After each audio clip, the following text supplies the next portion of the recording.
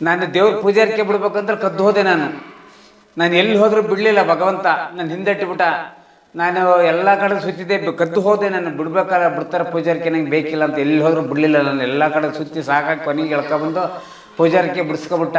ಇವತ್ತು ನಡ್ಕೊ ಹೋಗ್ತಿದ್ದೀನಿ. ನಮ್ಮನ್ನ ಚೆನ್ನಾಗಿಟ್ಟವನೇ, ಭಕ್ತರು ಚೆನ್ನಾಗಿಟ್ಟವನೇ ನಮ್ಮಪ್ಪ. ಆ ರೀತಿ ನಡ್ಕೊ ಹೋಯ್ತೈತೆ. ಇದು ಹೊಳೇಶ್ವರ ತಾಲೂಕು, ಹಳೇಕೋಟೆ ಹೋಬಳಿ, ಬೀಚನಹಳ್ಳಿ ಪೋಸ್ಟು, ಹಾಸನ ಡಿಸ್ಟಿಕ್, ಹಡವನಹಳ್ಳಿ. ಪುಟ್ಟರಾಜು ಪ್ರಧಾನ ಅರ್ಚಕರು, ಪುಟ್ಟರಾಜು.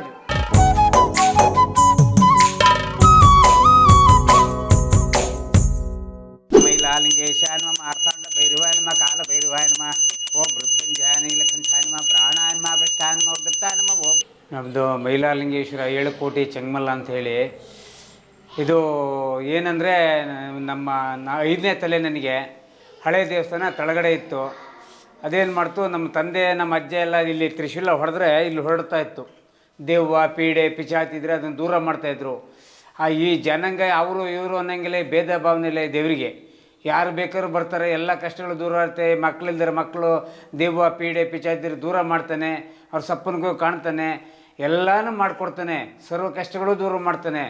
ಆದರೆ ಅಲ್ಲಿ ನೀರು ಸೋರ್ತಾ ಇತ್ತು. ಅಲ್ಲಿ ಹಳೆ ದೇವಸ್ಥಾನ ಇತ್ತು, ಗೋಪುರ ಗೀಪುರ ಎಲ್ಲ ಉಂಟಲ್ಲಿ.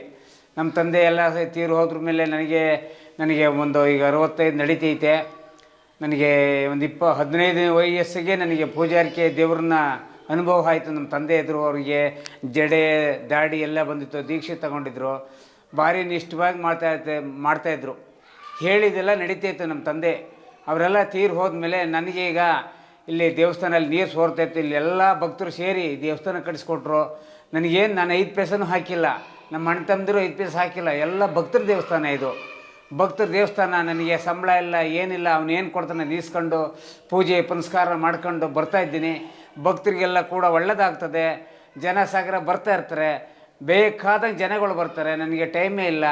ಬೆಂಗಳೂರು, ಮೈಸೂರು, ಕುಶಾಲನಗರ, ಮಡ್ರಾಸು, ಆಂಧ್ರ, ಎಲ್ಲ ಕಡೆಯಲ್ಲೂ ಇಂಥ ಕಡೆ ಅಂತಲ್ಲ, ಟಿಪ್ಟೂರು, ಬೇಕಾದ ಕಡೆ ಎಲ್ಲ ಬರ್ತಾಯಿರ್ತಾರೆ ಜನಗಳು. ಹಳ್ಳಿ ಜನಗಳು ಬರ್ತಾಯಿರ್ತಾರೆ, ಟೌನರು, ಎಲ್ಲ ಕಡೆಯಲ್ಲೂ ಬರ್ತಾಯಿರ್ತಾರೆ ಜನಗಳು. ಬಂದರೆ ಅವ್ರಿಗೆಲ್ಲನೂ ಭಗವಂತ ಒಳ್ಳೇದು ಮಾಡ್ತಾನೆ.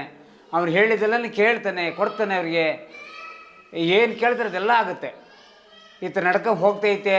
2012ರಲ್ಲಿ ಭಕ್ತರು ಹಿಂಗೆಲ್ಲ ಕೇಳಿದೆ ನಾನು, ದೇವಸ್ಥಾನ ಆಗಬೇಕು, ಹಿಂಗೆಲ್ಲ ನೀರು ಸೋರ್ತೈತೆ ಅಂತ ಕೇಳಿದೆ. ಈಗ ಒಂದು ಗರ್ಭಗುಡಿ ಮಾಡಿಸ್ಕೊಡ್ತೀನಿ ಅಂತ ಬಂದರೆ ನಾನು ದೇವ್ರನ್ನ ಬೇಡ್ಕೊಂಡೆಪ್ಪ, ಗರ್ಭಗುಡಿ ಮಾಡಿಸ್ಕೊಡ್ತಿರಲ್ಲ, ಹೆಂಗೆ ಮಾಡ್ತೀಯಪ್ಪ ನೀನು ಅಂದೆ. ಹಾಗೆ ಮಾಡಿದಿಲ್ಲ, ನಿಂತ್ಕೊಂಡೆ. ಆಗ ದೇವಸ್ಥಾನ ಹೆಂಗೆ ಆಗ್ತದೆ ಅಂತ ಗೊತ್ತಾಗಲಿಲ್ಲ.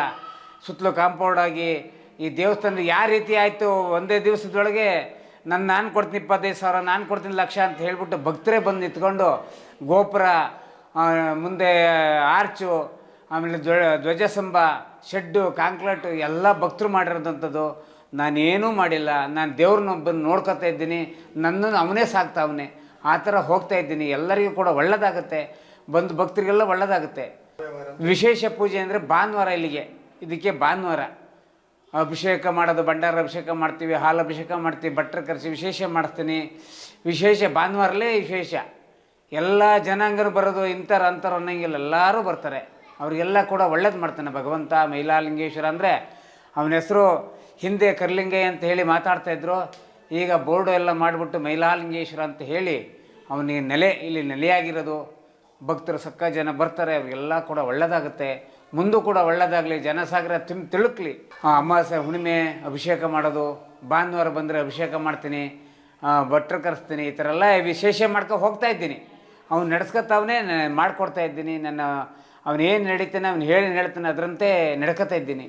ನನಗೆ ಅನುಭವ ಮಾಡಿಬಿಟ್ಟವನೇ, ಏನೋ ನನ್ನ ತಪ್ಪುಗಳೆಲ್ಲನೂ ಮಾಡಿ ನನಗೆಲ್ಲ ಅನುಭವ ತೋರಿ, ಅದರಿಂದ ಈಗ ನಾನು ಎಲ್ಲ ಕಡೆನೂ ಬಿಟ್ಟು ಒಂದೇ ಮಾರ್ಗದಲ್ಲಿ ಹೋಗ್ತಾಯಿದ್ದೀನಿ. ಅವನೆಲ್ಲನೂ ಒಳ್ಳೇದು ಮಾಡ್ತಾವನೆ, ಭಕ್ತರಿಗೆಲ್ಲ ಒಳ್ಳೇದು ಮಾಡ್ತಾನೆ. ಮಕ್ಕಳು ಮರಿ ಇಲ್ದರಿಗೆ ಪೀಡೆ ಪಿಚಾತಿದ್ರೆ ದೂರ ಮಾಡ್ತಾನೆ. ಜನಸಾಗರ ತುಳುಕ್ತಾರೆ. ಪರಿಹಾರ ಅಂದರೆ ದೆವ್ವ ಪೀಡೆ ಪಿಚಾತಿದ್ರೆ ಬರ್ತಾರೆ. ನನ್ನ ಕಷ್ಟ, ಹೊಟ್ಟೆ ನೋವಾಗಲಿ, ಜ್ವರ, ಕೆಮ್ಮು, ನೆಗಡಿ ಮಕ್ಕಳಿಗೆ ಯಾವುದೇ ರೋಗಗಳಿದ್ರು ಇಲ್ಲಿ ಬಂದು ಸುಮ್ಮನೆ ಪ್ರಸಾದ ಹಾಕಿ, ಭಂಡಾರ ಹಾಕಿ, ತೀರ್ಥ ಹಾಕಿದರೆ ಅವರಿಗೆ ಬೆಳ್ಕೋ ರೀತಿ ಹುಷಾರಾಗ್ತಾರೆ. ಒಳ್ಳೆಯದಾಗ್ತದೆ. ಒಳ್ಳೆಯದಾಗಲಿ ಬಂಧು ಭಕ್ತರಿಗೆ ಅಂತ ಹೇಳಿ